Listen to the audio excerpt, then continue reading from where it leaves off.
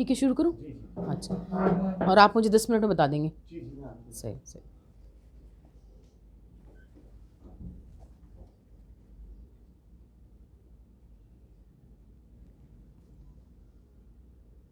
اعوذ باللہ من الشیطان اللعین الرجیم، بسم اللہ الرحمن الرحیم۔ الحمد للہ الذی خلق السماوات والارضین والصلاۃ والسلام علی اشرف الانبیاء والمرسلین وآلہ الطیبین الطاہرین المعصومین المظلومین۔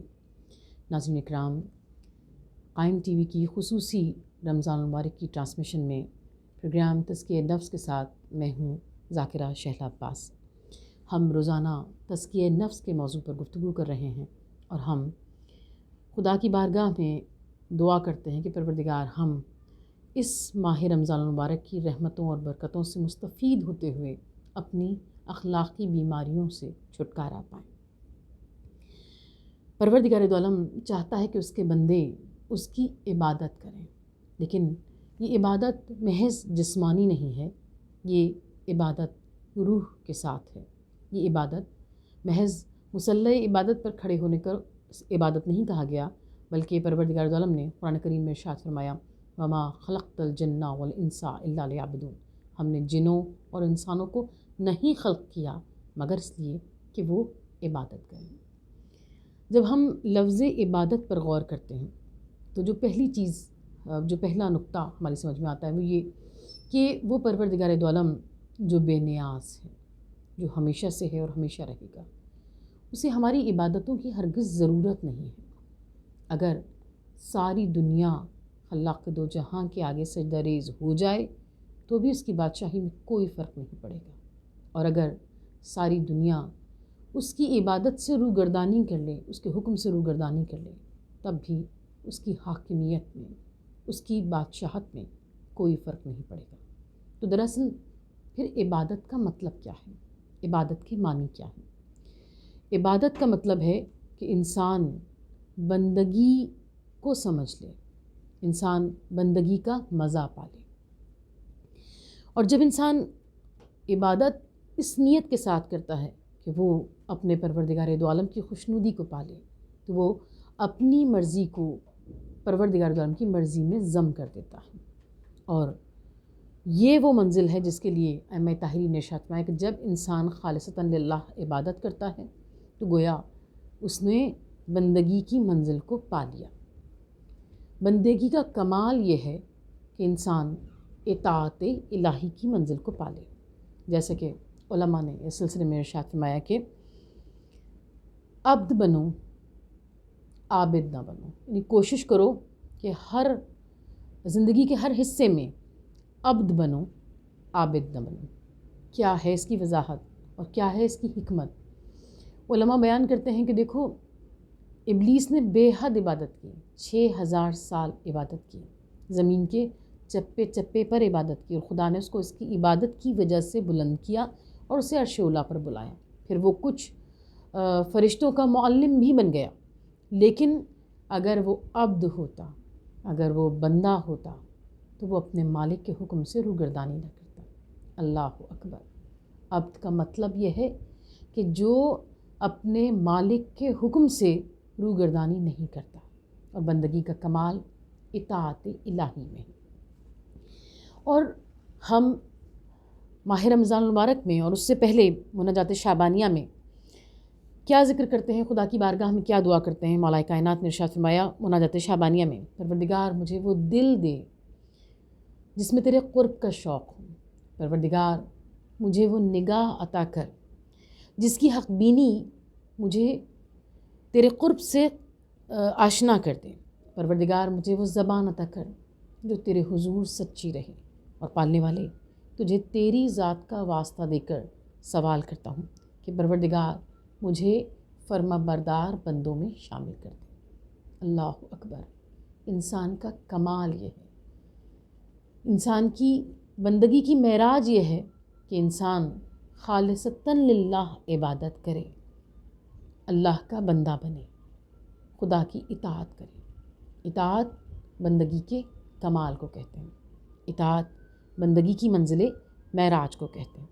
اور جب ہم خدا کی بنائی ہوئی کائنات کی طرف نگاہ اٹھا کر دیکھتے ہیں تو ہمیں نظر آتا ہے کہ ہر چیز ایک سسٹم کے تحت چل رہی. تو یقیناً پروردگار عالم کے جو فرمانبردار بندے ہیں ان پر جو خدا کے انعامات ہیں یہ بھی خلاق دو جہاں نے سب کچھ پہلے سے بیان کیا ہوا ہے. اور جب ہم قرآن کریم میں تلاش کرتے ہیں تو ہمیں نظر آتا ہے کہ پروردگار عالم ارشاد کر رہا ہے من کانا یرید العزت فللہ العزت جمیعا. جو شخص عزت کا خواہش مند ہو اسے چاہیے کہ وہ اللہ رب العزت سے عزت کو مانگے کیونکہ عزت کے سارے خزانے اللہ ہی کے پاس ہیں، پروردگار عالم کے. جب ہم اس فرمان پر غور کرتے ہیں تو پہلا نقطہ جو ہماری سمجھ میں آتا ہے وہ یہ کہ ہر خزانہ خدا ہی کے پاس ہے، ہر خزانے کا مالک خلاق دو جہاں ہی ہے. پھر پروردگار عالم یہ کیوں ارشاد کر رہا ہے کہ اگر کوئی عزت کا طالب ہے تو وہ پروردگار سے مانگے. جب ہم غور کرتے ہیں تو ہمیں یہ نظر آتا ہے کہ انسان کے پاس اگر دولت دنیا میں سے کچھ ہے تو وہ کسی کو عطا کر سکتا ہے، لیکن عزت وہ خدا کا خزانہ خاص ہے کہ جس کو عطا ہوا ہے بس اسی کو عطا ہوا ہے. وہ اپنی مرضی سے کسی اور کو عزت نہیں دے سکتا. جیسا کہ دعائے استشیر میں رسالت مآب ارشاد فرماتے ہیں پروردگار جسے تو ذلیل کر دے سارا زمانہ مل کر بھی اسے بلند نہیں کر سکتا، اور جسے تو بلند کر دے سارا زمانہ مل کر بھی اسے پست نہیں کر سکتا. تیری عطا کسی کے روکے رکنے والی نہیں، اور جسے تو نہ دے اسے کوئی کچھ نہیں دے سکتا. اس کا مطلب یہ ہے عزت خدا کی وہ خاص الخاص عطا ہے کہ جو ہر ایک کو نہیں ملتی. اور پروردگار عالم نے اس کے لیے بھی قرآن میں یہ ارشاد کر دیا کہ وہ کون لوگ ہیں، وہ کون خوش نصیب ہیں جو پروردگار عالم کی بارگاہ سے عزت کو پاتے ہیں. خلاق دو جہاں قرآن کریم میں ارشاد فرماتا ہے، اور ایک حدیث قدسی میں بھی خلاق دو جہاں کا ارشاد کہ میں نے چند چیزوں کو چند مقامات پہ رکھا، لوگ اسے اس کی غیر جگہ پہ تلاش کرتے ہیں، نہیں پاتے اور نہیں پا سکتے. ارشاد رب العزت ہوتا ہے کہ میں نے عزت کو اپنی فرمانبرداری میں رکھا. اللہ اکبر. ہر وہ انسان صاحب عزت ہوگا جو خدا کا فرمانبردار ہوگا. ارشاد پروردگار عالم ہے میں نے عزت کو اپنی فرمانبرداری میں رکھا، لوگ اسے بادشاہوں کے دروازوں پہ ڈھونڈتے ہیں، نہیں پاتے اور نہیں پا سکتے. پھر ارشاد قدرت ہوا میں نے علم و حکمت کو بھوک میں رکھا، لوگ اسے سیری میں تلاش کرتے ہیں. میں نے تونگری کو قناعت میں رکھا، لوگ اسے مال دنیا میں ڈھونڈتے ہیں. میں نے آرام کو بہشت میں رکھا، لوگ اسے دنیا میں تلاش کرتے ہیں. میں نے عزت کو اپنی فرمانبرداری میں رکھا، اور میں نے خوشنودی خدا کو مخالفت نفس میں رکھا. یعنی جو جتنا اپنے نفس کے مخالف کام کرے گا اتنا زیادہ میری خوشنودی کو پالے گا. یہ پہلے دو جملے حدیث قدسی کے جن میں پروردگار عالم ارشاد کر رہا ہے کہ میں نے عزت کو اپنی فرمانبرداری میں رکھا. جب ہم اس پر غور کرتے ہیں تو جو پہلا نقطہ ہماری سمجھ میں آتا ہے وہ یہ کہ اگر اب ہم خدا کی دی ہوئی اس میزان کے تحت اگر ہم پوری انسانیت پر نگاہ ڈالتے ہیں، عالم انسانیت پر نگاہ ڈالتے ہیں، تو ہمیں نظر آتا ہے کہ جو جتنا زیادہ صاحب عزت ہوگا وہ اتنا ہی زیادہ خدا کا فرمانبردار ہوگا. یا اگر ہم اس طرح تلاش کرنا چاہیں کہ خدا کا سب سے فرمانبردار بندہ کون ہے تو ہم دیکھ سکتے ہیں کہ یقیناً جو سب سے زیادہ فرمانبردار ہوگا وہی سب سے زیادہ صاحب عزت ہوگا. اور کون ہے وہ ہستی جو خدا کا سب سے فرمانبردار بندہ ہے؟ وہ کہ جب ہم حضرت آدم سے لے کر خاتم تک اور خاتم سے لے کر قیامت تک نگاہ اٹھا کر دیکھتے ہیں تو کوئی نظر نہیں آتا ماں سوائے رسول خدا صلی اللہ علیہ وآلہ وسلم کی، جن پر خدا نے اپنی عزتوں کے خزانے نچھاور کر دیے ہیں، جن کو پروردگار عالم نے قرآن کریم میں کہیں مدثر کہا، کہیں یاسین کہا، کہیں مزمل کہا، اور کہیں خدا کی رحمت کو جوش آیا تو پروردگار عالم نے ارشاد فرمایا یا ایھا النبی انا ارسلناک شاہدا ومبشرا ونذیرا وداعیا الی اللہ باذنہ وسراجا منیرا. اے رسول ہم نے آپ کو گواہی دینے والا، عذاب دوزخ سے ڈرانے والا، حکم الہی کی طرف بلانے والا ایک چمکتا ہوا چراغ بنا کر بھیجا. جب ہم پروردگار عالم کی اس میزان کے تحت عالم انسانیت میں نگاہ کرتے ہیں تو ہر نبی سے بہت بہت افضل وہ ہستی نظر آتی ہے جو محبوب خدا ہے. اور پھر خدا نے آپ کو عزتوں کے ایسے تاج بخشے ہیں کہ جب ہم انبیاء پر نگاہ اٹھا کر دیکھتے ہیں تو نظر آتا ہے کہ جس نبی کو خدا نے جو بلندی عطا کی وہ اس نبی کے لیے ہے، اس کی ساری آل کے لیے نہیں ہے۔ لیکن کیا کہنا اس ہستی کا جو محبوب خدا ہے، جو شافع محشر ہے، جو دانائے سبل ہے، جو رحمت للعالمین ہے، کہ جسے پروردگار عالم نے عزتوں کے خزانے بخشے ہیں، تو جو عزتیں اس کو پروردگار عالم نے بخشی ہیں وہی اس کی ساری آل کو بخشی ہیں۔ اور ان کی آل نے ہمیں یہ سکھایا کہ پروردگار عالم نے جو یہ ارشاد فرمایا کہ عزت کو میں نے اپنی فرمانبرداری میں رکھا ہے۔ عزت کے معانی کیا ہیں، عزت کے مطلب کیا ہیں؟ ہم عام طور پر عزت کا مطلب یہ سمجھتے ہیں کہ جو صاحب مال ہے وہ صاحب عزت ہے، جو صاحب منصب ہے وہ صاحب عزت ہے، جو بہترین لباس میں ہے، جس کے ساتھ نوکر چاکر ہیں، جس کو خدا نے بڑی نعمتوں سے نوازا ہے، وہ صاحب عزت ہے۔ لیکن جب ہم کربلا اور بعد کربلا شہزادی زینب سلام اللہ علیہ کی خطبات کو دیکھتے ہیں تو ہمیں نظر آتا ہے کہ رسول خدا کی بیٹی نے، رسول خدا کی نواسی نے کس طرح عزت کے معانی و مفاہیم کو لوگوں پر روشن کر دیا، لوگوں کو بتا دیا کہ خدا کے فرما بردار بندے کسی بھی عالم میں پریشان نہیں ہوتے، ان کے پائے ثبات میں کسی بھی عالم میں لرزش نہیں آتی۔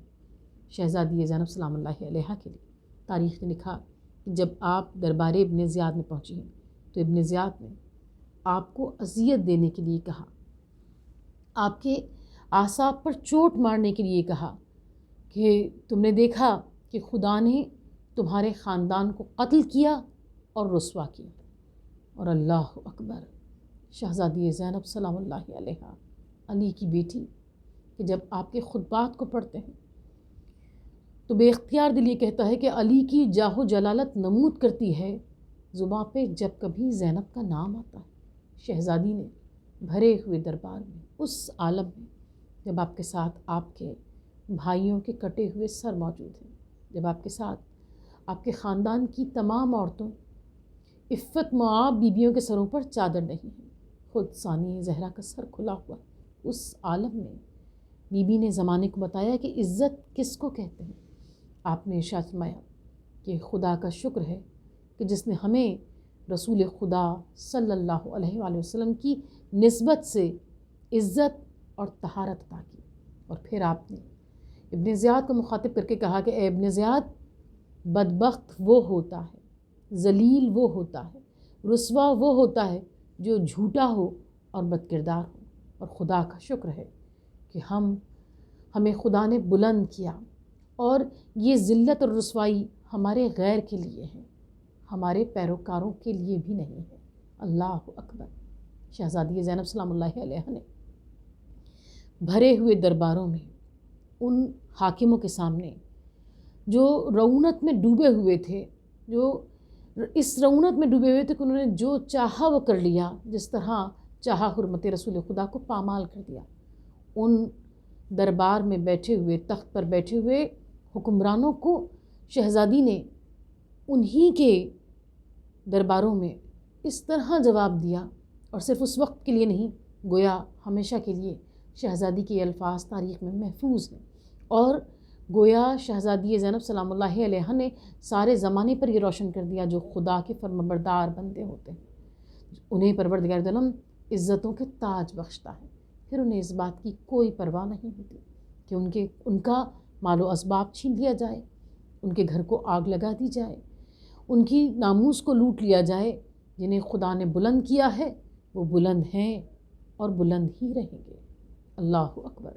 شہزادی زینب سلام اللہ علیہ نے دربار ابن زیاد میں اور دربار یزید میں یہ بتا دیا کہ عزت کردار سے ہوتی ہے، حالات سے نہیں ہوتی۔